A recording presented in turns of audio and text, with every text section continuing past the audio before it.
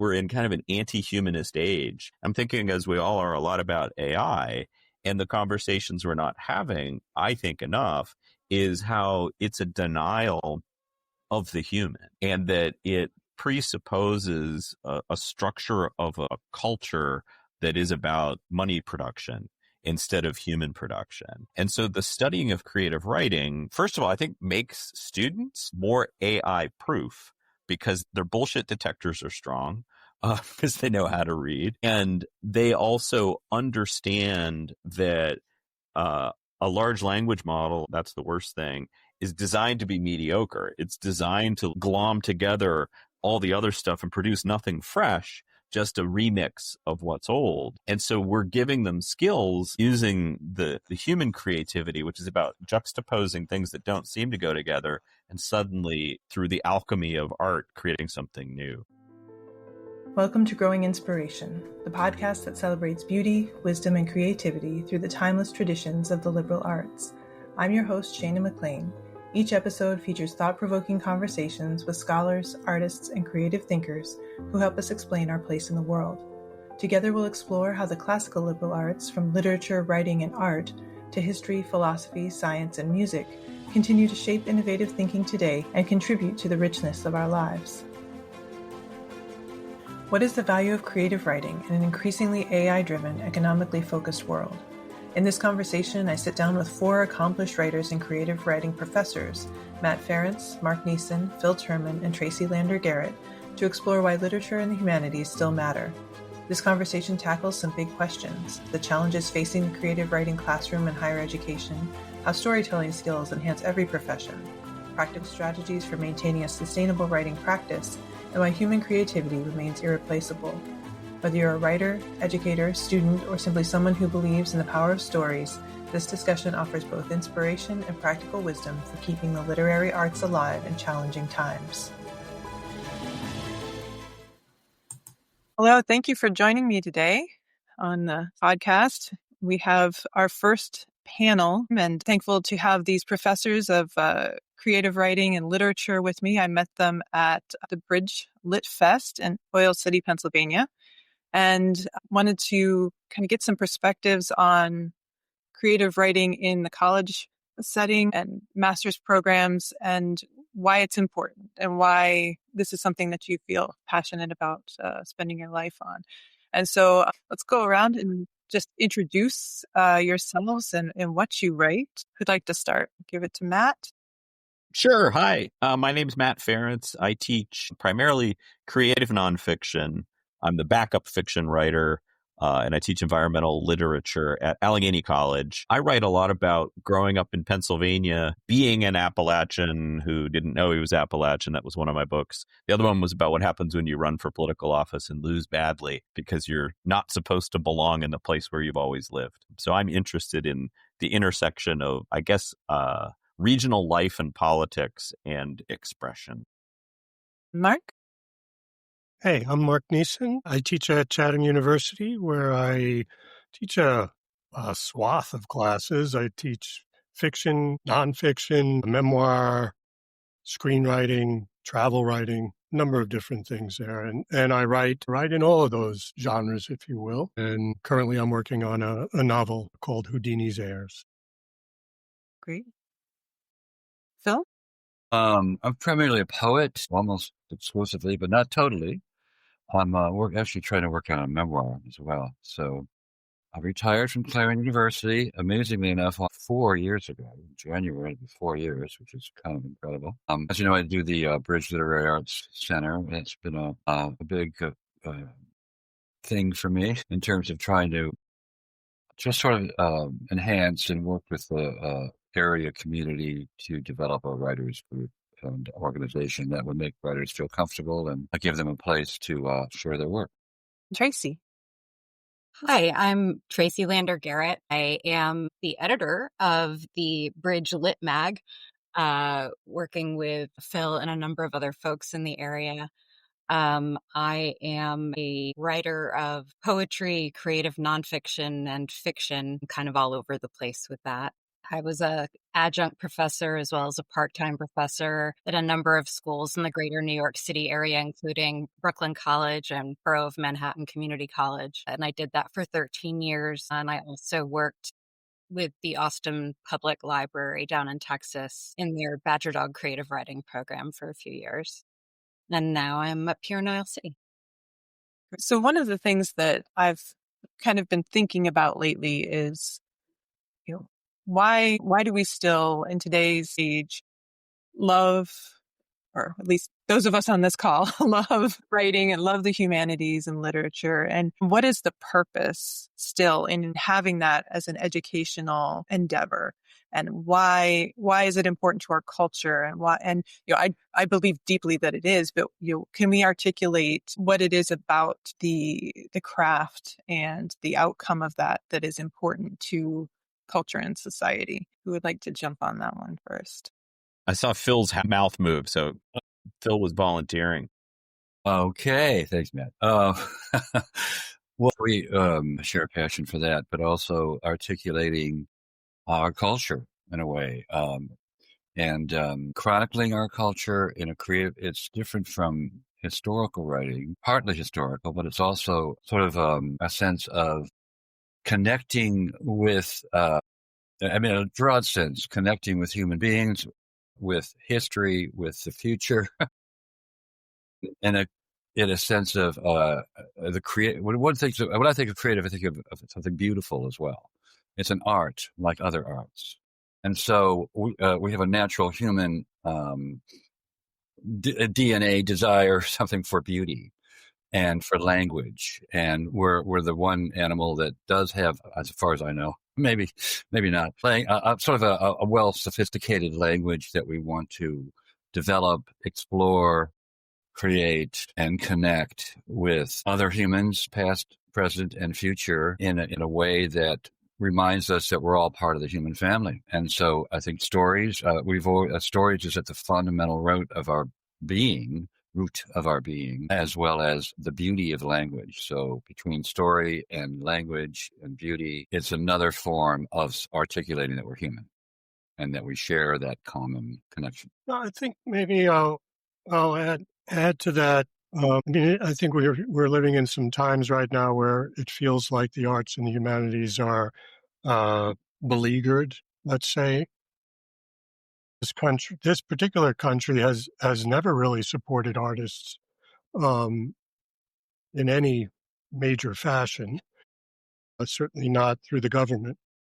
I mean, there are some grants and whatnot, but overall, I don't get a sense that what our intentions are necessarily valued. I think why is it important to keep teaching? I mean, it's always going to be important to teach. And at its root, this is folks have a need to express, have a need to ask questions or try to come up with answers as to who we are, why we are. And I think those are areas that the arts are where you can do that. I mean, we can talk about whether it's functional or not in society. I think absolutely. I mean, it doesn't have something that you can quantitatively measure, but in terms of any kind of quality to life, I think my wife years ago, there was a time when I was going, I should apply for grants. And in the state of Pennsylvania, where we are here, there aren't a lot of grants for individual artists. At that time, I was living in Minnesota, and I was thinking, well, why would anybody give me any money to do my little belly button lint, explorations? And she is a choreographer and a dancer, and she has more or less survived on grants and for the last 40, 50 years. And she said, well, just imagine waking up in a world tomorrow where there are, no books, no theater, no museums, no music, none of that. She said, just imagine waking up in a world like that. It would be far more bereft. And she said, basically, some of these grants are out there for you, so why not you if the work is worthy? So I think it's mostly about thinking about not just why is it important, but why is it important thinking about what if it wasn't there? That's, I think, the way to look at it. We don't notice anything until it's gone often. Right. I'll throw in, I like citing a line from the poet Richard Hugo in his book Triggering Town. and I'm paraphrasing a little bit. He says something like the creative writing classroom is the last place in the university where your life still matters. And the idea that the creative writing classroom is one of the places, and I would expand that out to all the arts, where you're actually bringing your human experience into play as the material of production. Right now it feels, and I don't know, it seems verifiable that we're in kind of an anti-humanist age. I'm thinking, as we all are, a lot about AI, and the conversations we're not having, I think, enough, is how it's a denial of the human, and that it presupposes a structure of a culture that is about money production instead of human production. And so the studying of creative writing, first of all, I think makes students, why we need to teach it, it makes them more AI proof because their bullshit detectors are strong. Because they know how to read. And they also understand that a large language model, like in our world, that's the worst thing, is designed to be mediocre. It's designed to like glom together all the other stuff and produce nothing fresh, just a remix of what's old. And so we're giving them skills, and we've devoted our lives to skills that are about finding the novel, using the human creativity, which is about juxtaposing things that don't seem to go together, and suddenly, through the alchemy of art, creating something new. So I'm not bullish on the future. I'm kind of mopey, but I believe very much that the work that we're doing has tremendous civilization value. Civilization value. That's a great phrase. I just came up with it. I should be a poet. You are, man. I guess I would say that the value of, I'll make it personal. Like the creative writing has had value to me in terms of an inward journey and better understanding myself, understanding my past, questions I had about, my parents were very challenged. My dad was an alcoholic. My mom had bipolar disorder. There were a lot of suicide attempts. And then they split up, and there was just a lot that I held in. There wasn't a lot of room in my childhood for the sharing of any kind of trouble that I was having because my parents had their own troubles. So writing kind of for me emerged out of a need to share, a need to vent, and a need to, again, just to understand. And I think that humanness is something that a lot of pieces of writing touch on, whether it's fiction or creative nonfiction or poems or whatever, that there's something in the human experience that can't just be captured by machinery in a plain gray world where there is no art and there are no rainbows, you know? And I really enjoyed trying to make literature accessible to students, especially students who are saying, well, I'm an accounting major, or, well, I'm planning to go to med school, and trying to find some way to reach them or to incorporate a reading. What's it called? The Death of Ivan Ilyich. Does anybody know that one? It goes through this man's life, but it also kind of touches on the experience of being ill and not knowing how to make that illness better, and the reactions of society around the person. And it really just, if you've never been a patient, you know, it might be an instructive piece of writing for medical personnel to kind of get that sense of one person's experience of the medical institution as it was in the 19th century. Right. If I could pull that thread a little bit, I think we all can agree that those of us who are into literature or writing, you don't have to convince those people to take the classes or to be interested in it. But for those who are, just maybe taking a class as a gen ed that they have to get through, like, do you have other tips? Like, Tracy mentioned some of trying to find readings that might appeal to what it is that they intend to go on and do in their career. But what are some other ways that you feel you can reach out to people who might just be like, I'm just going to be a nurse and I don't need this and this is wasting my time, but they need to be exposed to this kind of thought just to be a decent human being? How can you reach out to that kind of person? I thought a lot about this. I was the chair of our department for a while, and I can't say that we've been wholly successful because there's a narrative, a national narrative that denies everything we claim. Part of it is utility in a way I think we rarely talk about utility, and it's the utility of storytelling in that if you're a nurse, if you're an accountant, if you're a physician, you think back, everything you learn how to do is actually built on a story, not actually on the raw facts.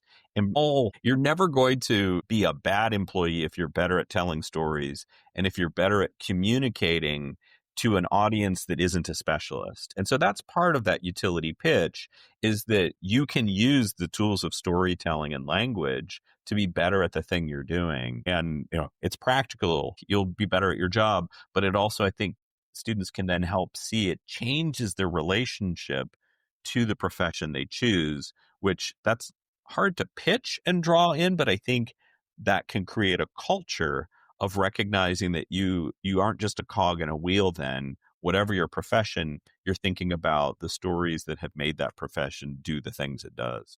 Then it sort of leads me to think about, pitching the course titles from writing, the word writing to the word story.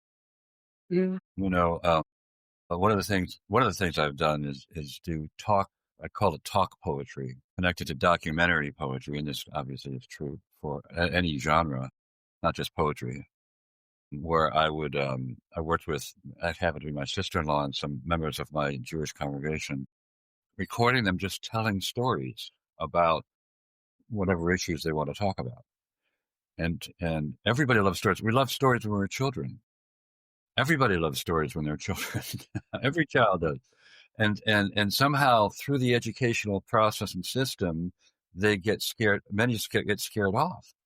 And maybe the word writing in a way, not that people shouldn't write and we shouldn't lead that into writing, but, maybe it's the window through which we approach it.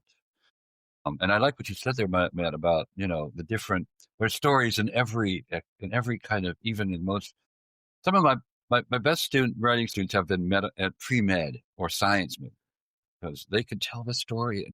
So I'm going to amen. There's a ton of data in medicine relative to the healing powers of telling stories and processing that. There's no question about that. It's funny, I rarely ever think about pitching or utility. I just teach the class and I try and put things in front of people. And it's not so much, the writing seems to be a icing on it. To me, it's how do I have them start looking at other things that other people have written. And then within that, how do they find ways to connect with it? How do they find ways to think about that? And most importantly, I think this, at its most basic level, I think it's about teaching people about empathy, teaching people how to see something through someone else's perspective. And I think that comes from the writing side as well as the reading side. You write and, am I alone with this? Is somebody out there? Do you have this also? Am I crazy? I think those are that's the basic kind of, it's a dialogue, and the weirdest thing is that you sit at home in a room all alone making it, and somebody sits in another room in their bed at night reading it, and you're actually extremely isolated. And yet what's happening in between you, because of that story or because of that words or because of the art or the beauty, is there's a connection going on there. And this goes back to what Matt was saying about, are we losing the humanity component? I don't think the arts are going to die. They will always find ever since we started scratching on cave walls with pictures that was about trying to tell a story about the hunt. It's going to be there. The need to tell that, the need to process, the need to communicate, that'll always be there. It'll always find it. It's just a question of whether or not, how can you do it? How do you find a way to do it? That shifts in If I could just, time to time. The arts may not die, but people may die in wanting to do the arts. We think about Russia, Stalin, we think about, Sure. And I think that's what's happening today. Because the question is, I think you're right, Mark, about when students are already in the classroom, but how do you get them in the classroom? And I think it has to do with it takes a village. It takes the university. It takes a whole social compact to start that at a young age, and create the atmosphere and it's the politics and the economics that are saying, no, you can't take these courses because they're not related. They're not practical. So how do we get the universities themselves, which is related to the cultural economical system of saying this is an important thing, and we want everybody to work with this. It has to be a whole cultural thing to get them to be in those, right, as part of a communal thing. And with some of the recent kind of removals or defunding of certain humanities programs, down in Texas, Chicago, that sort of thing, Or what can we do collectively? Is it just a matter of continuing to put pressure on the boards and, from a community, or is there something? Are there smaller schools that will pop up to fill that void? What do you think the future is, if this continues to happen, where the economics just say, oh, well, it's not worth it to have this program? well, That's such an easy question. a good example is Florida in Sarasota, the new school was called, and Yeah. the governor completely turned it. The new school was the kind of school we're talking about we should have more of because it worked as a community. And the governor completely flipped it to no, it has to be, mandated that they don't do this and they do that. So it takes a cultural shift, an ocean shift of, advocating, voting for the people that will advocate for that. Takes a revolution, I think. Yeah, and I think those of us who are in positions within academies have to learn to speak the language of the structures, because when you start looking at like ROI, humanities departments are cheap. They actually tend to generate more revenue than they take to run, right? So they're actually profit positive, even though the narrative is that they're loss leaders. And so we have to cultivate our ability to, and we hate doing it because it hurts, right? Because we have to pretend that the value of what we do is economic. And I think we're all agreeing here, that's not the value we're really seeing of it, but that there is an economic reality that speaks back against the value. Like what Phil's talking about with New School, the reason they do things like that is because artists are super dangerous, right? And we can see this throughout time. Artists are put in prison, artists are killed because they're speaking back to the way things are, to imagine the way things could be. So we have to be able to play in those trenches and explain, no, you say we're expensive, but we actually aren't expensive. You say the wages of English majors are low. They actually aren't when you actually start looking at the money. You say there's no economic benefit to the arts. The arts economy, I used to know this figure off the top of my head, but it's massive in every state. Like the state of Pennsylvania, the arts economy is similar in scope to the transportation economy, right? No one talks about it like that. And that makes it easy to pick us off. So we have to find some people who are willing to be those kind of wonks and make the argument. Yeah, I just heard recently that Ireland is considering, you've heard about this too, Matt, of creating a living wage for artists because they did the numbers and they found out that what art was generating was a huge amount of money, even in terms of like, okay, so someone goes to theater, they have to go to have dinner before they go to theater. So that's a way in which it is generating income and jobs and all kinds of things that surround the actual art making itself. And so there's literally this, Ireland is saying, oh, this is valuable. Maybe we should create a living wage for all these people because they're actually making money for us, on some level. I mean, it's pitiful that it's come to that, but I think it's exactly what Matt is saying here. It's like, it's another language that you just have to learn how to speak them. And I don't think most people making art, unless they're doing performative art, they're mostly solitary people. They don't sort of engage. So yeah, I think it behooves a lot of people to start to figure out how to be equally as smart and almost also equally creative. I mean, you're already a creative thinker. How do you be creative thinker within this range of how to make a balance sheet? It's not rocket science, quite I find myself wanting to hand that portion of things over to AI. frankly. Right. But then it's that question of, people feel that they don't have a strength in something.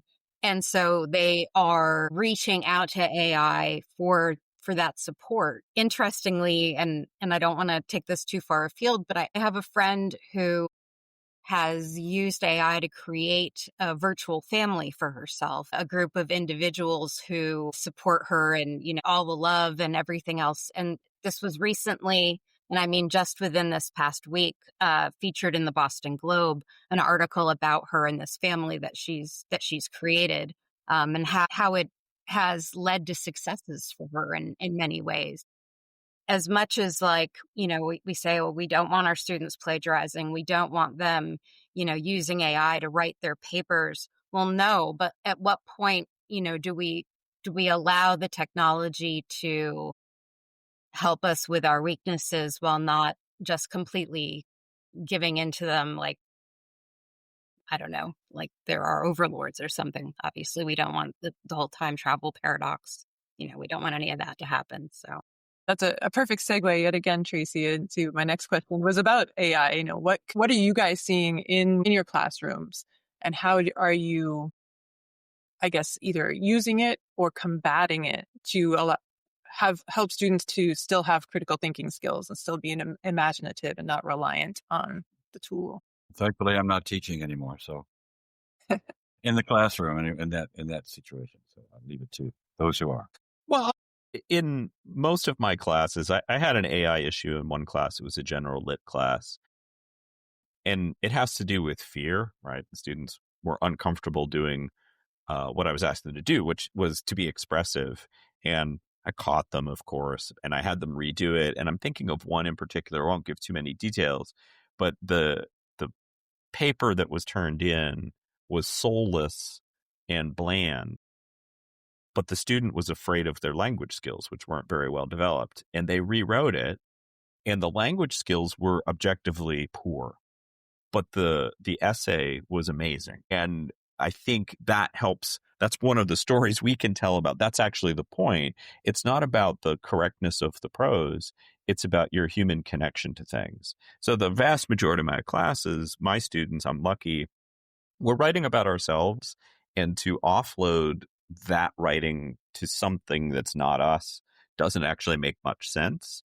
But that's, I think, how we have to combat it. Again, with story, I guess that's my theme today, is to talk about what we're giving away when we're not doing the hard work. There was, I think it was in New York, well, it was an Atlantic article a week or two ago about this, is that the struggle of art creation is actually the point of art creation. The object you make is a lot less relevant than all the things you had to do to get to it. That's how we have to, and that actually is directly contrary to all the narratives of economy, because product is what we want. And so we have to emphasize, no, process is what we want. You can produce garbage on the other end, but how you got there is going to help you be a better person. It's the experience of doing it. Yeah. Yeah. In the end, people say, well, why should we write? What is it about writing that you love? It's the act of writing. Yeah. And that gets away from the whole thought process of, as you're saying, Matt, the reward. What's the reward? It's like when people say, well, I haven't published. And it's hard to, everybody has that feeling. In their lives as a writer, and people get really frustrated if they don't get, as many acceptances as they want, and they feel they should. And sure, it's frustrating, but if that's the goal, try to get a sense, even for my own self, that's not the goal. That's outside myself. Somebody else is making that decision, and that reward at the end, that carrot at the end. I've had friends who've quit writing because of they didn't get their stuff published. And they were only in their 20s. Oh, I'm not going to write anymore. I'm not like Bernard Shaw or Shakespeare. I'm never going to get what? So it's a whole mentality change for the individual writer is always struggling with that. I definitely struggle with that mentality change. I had a cousin who sat down and coached me through just saying I'm a writer, because I couldn't own that. I'm a writer. Yeah, No, I'm a writer. Well, but am I a writer? Yes, you're a writer. So it's funny. And there I was, I've been publishing poetry. I'd been through a master's program, and I had a bachelor's degree in creative writing from a school that didn't even have a creative writing major, but I made my own. So yes, I'm a writer, but owning that was difficult. Well, that's all. I mean, that's also a cultural situation that one has to identify themselves by what they do, or they have to make it that's a right. noun as opposed to I write. Right. I write. I garden. Am I a gardener? I don't know if I'm a gardener. I garden. These are things that we do. Yeah. Yeah, we have to define ourselves. Yeah. Yeah. I love that. But that's all. I mean, that is coming out of that's coming out of the culture that we have. I mean, we have this Protestant work ethic in this country that goes way, way back. And that's a great deal about how things are going. And I lived in Italy for a while. When you meet someone for the first time, here you would say, so what do you do? What's your job? And there, when you meet someone, there's your phrase you say cosa fai di bella? And it's like, what do you do that's beautiful? That's how you introduce one another to oneself. And so that's a cultural difference. It is. Well, that's really cool. Right. Yeah, I love that about it being more of a struggle or even a practice that you're doing. And if we kind of turned from the classroom to your personal writing, like how do you keep moving forward with your projects? And what advice would you have for those who are out there going, oh, I'm not a writer and my writing's not good. I can't put the words together. How do you keep moving and how do you find that beautiful experience in the process? I mean, it does have to be a process, right? You can't edit nothing. I use a lot of these things. Anne Lamott, Shitty First Drafts, in her excellent book on instructions on writing in life, Bird by Bird. That shitty first draft is everything, because you can change some of those words. You can edit it. You can play with it. You can shift your tone. You can make it happen on a sunny day. You can make it happen on a cloudy day. Just finding your way into the story and the personal relation of, I don't know, important snippets and moments and what is beautiful. That's absolutely right. And that's the practitioner you're talking about. That's the discipline. That's the work. Like anything else, you have to work at it. How does one get there? I think that could happen with, especially if you're just starting. Having a good teacher, I think is good. Or having a good community is good, working with other writers, and sharing things. Some people say, well, when I retire, I'm going to write my novel. As if it just happens, and that mentality, I think, has to shift, that writing is as much work as, carpentry, building houses. You work on it every day. You get the nails, you know how to hammer them in straight, and so there are skills involved. Classes are important in one form or another, and learning or reading about it and practicing it and all that kind of stuff. Just like practicing the violin and learning how to play an instrument. It's an instrument. And so getting that, I think you're absolutely right about the shitty first draft and second and maybe even third and fourth. 16th. And I mean, I think it's also needing to put within the teaching the understanding that this is the landscape. The landscape is difficulty. The landscape is how do you do a practice. And I mean, I know something I've always ended up teaching, because there's so much, again, this is sort of product related. So much of the emphasis in coursework is on what you write. It's like, we're going to do the workshop and we're going to polish this thing. right? And that's certainly important, but what's almost more important in terms of people's progress as a writer, or let's say sustainability as a writer, you have to talk about how do you write, not what you write, but how, and when do you write, starting to look at your practice and starting to understand when are you writing well and when are you not writing well. What are the hindrances and what are the things that help what you're doing? And I think, and recognizing that that's something that's going to shift over time as well. I mean, when I was young, I used to write during the night. I can't freaking do that anymore. So it's also just staying on, looking at what you're doing. You have that good writing session, which you think comes out of nowhere, and it doesn't come out of nowhere. There were all kinds of circumstances that enabled you to focus. And that's the term I use more than discipline. I don't like that term. That's like an army term to me. Focus is, how do you create a space where you can focus? And, and the factors are many, and they could have to do with what you slept, what you ate. Is it caffeine that you had prior? Is it what kind of pencil are you using? I mean, all those kinds of things to look down at it. What did you eat before? I mean, it sounds ridiculous, but an athlete wouldn't overlook things like that. And what you are talking about here is a kind of building an efficiency or building a flexibility with how you work. So I think that's one of the things that's real important. And then you also are not, then the focus isn't on the product. The focus is on what you're doing. And then you recognize that just the doing ends up being what's ultimately the reward, is like, how do I make this sentence work? How does this verse just ain't there yet? How do I make that? That's what the involvement is. It's not, once, I don't know about you guys, but I've never been interested in publishing a great deal. And when I do, it's sort of, okay, done. Who cares? It's next. It's what's next is what's intriguing. That's where the energy is. And then you create new challenges, so you're not doing what you just did before. So it's always opening, and it's always difficult. If it's not, then it's boring. I have a really unsexy answer to the question of motivation. And I want to say it was Dorothy Parker who said this, but I may be misattributing it, but she deserves it anyway. And it was basically, I don't know when inspiration's going to strike, but I'll be sure that I'm sitting at my typewriter when it does.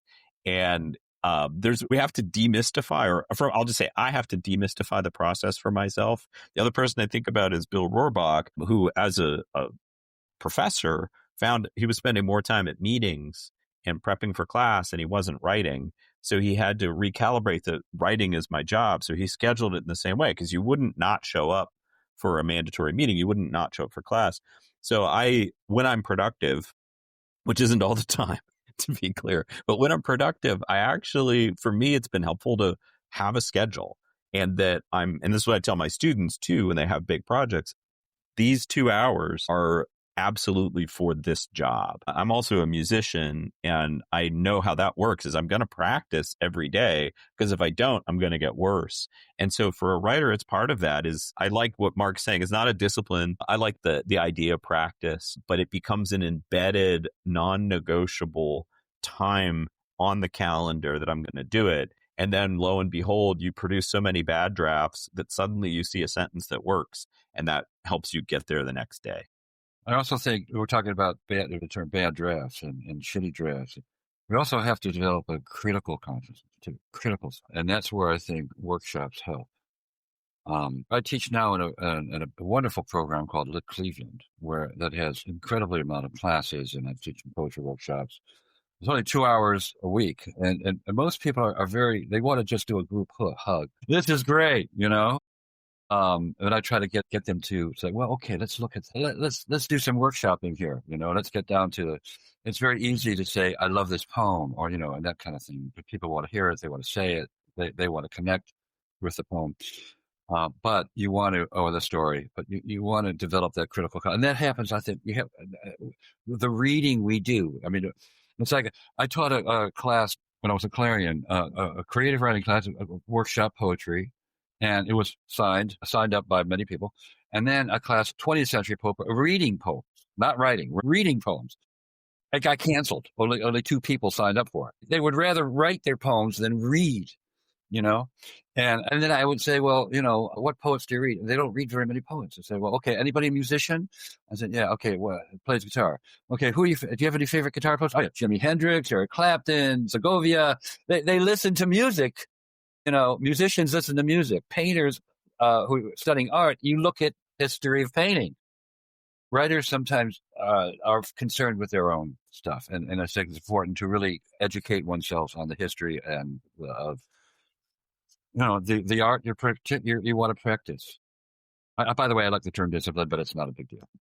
That's great. And I've recently been in part of a writing group, and I think that's something that people kind of have to get used to. Like, you almost have to tell them, okay, you can say one nice thing, but then you have to find something that you can say that people have to work on. That's great. And because everybody just wants to be nice and not hurt anybody's feelings. Right.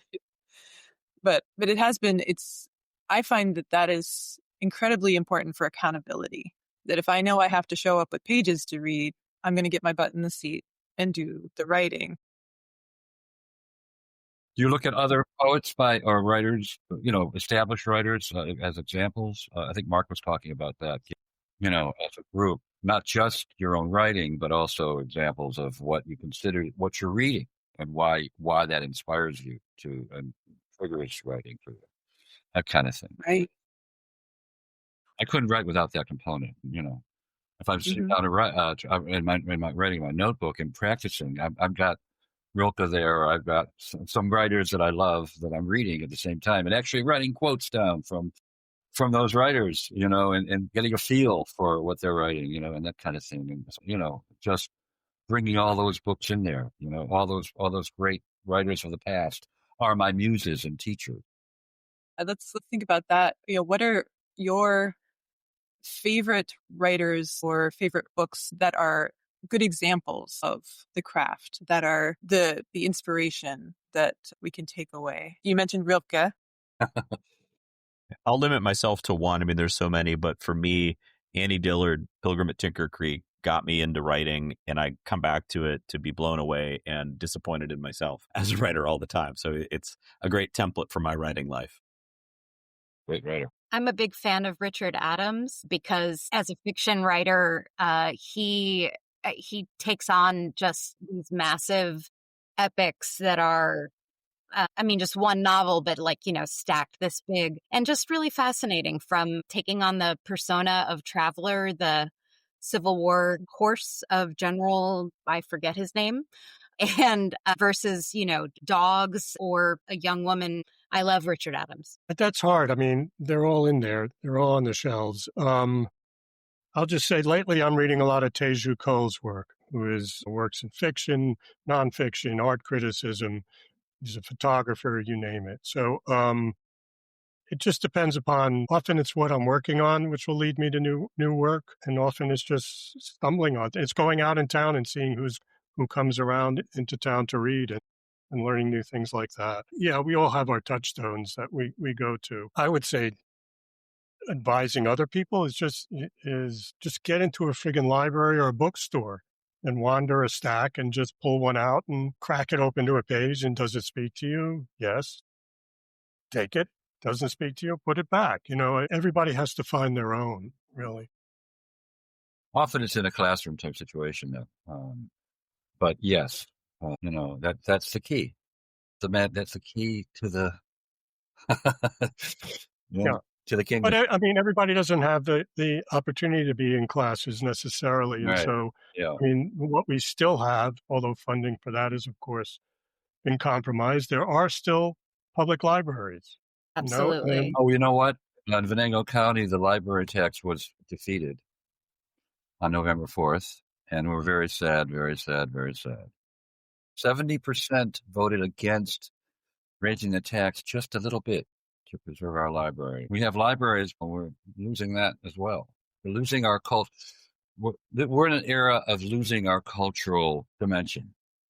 To the dark ages. But then we have shitty things to write about. Yeah, sir. You got to suffer to sing the blues. It'll flow, Matt said mopey. I don't even know if I'm mopey. But I do have this sensation that something else will evolve even within this AI kind of thing, which I have been paying no attention to whatsoever. Something will evolve out of that.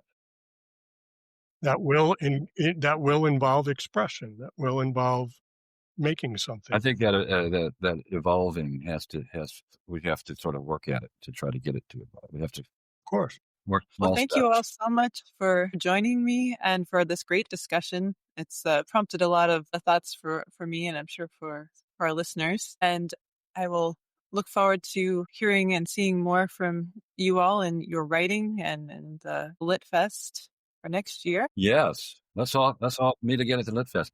Hey, it's so great that you're doing this podcast. Thank you. Truly. Well, thank Thank you you. very much. Thank you, Really Thanks so Shana. much for having us. Advocating thank for you. writing and for the arts and for reading. We really appreciate that. I know I do. I know we all do. Thank you for joining me on this episode of Growing Inspiration. Please take a moment to subscribe and share with someone who needs to hear this today. To learn more, subscribe to my newsletter at my website, gardenofmydelights.com. I'd love to continue the conversation and hear what you would like to explore next. Find me on Instagram, Facebook, Substack, and YouTube at Garden of My Delights. Until next time, keep nurturing your creativity and looking for beauty and wisdom all around you.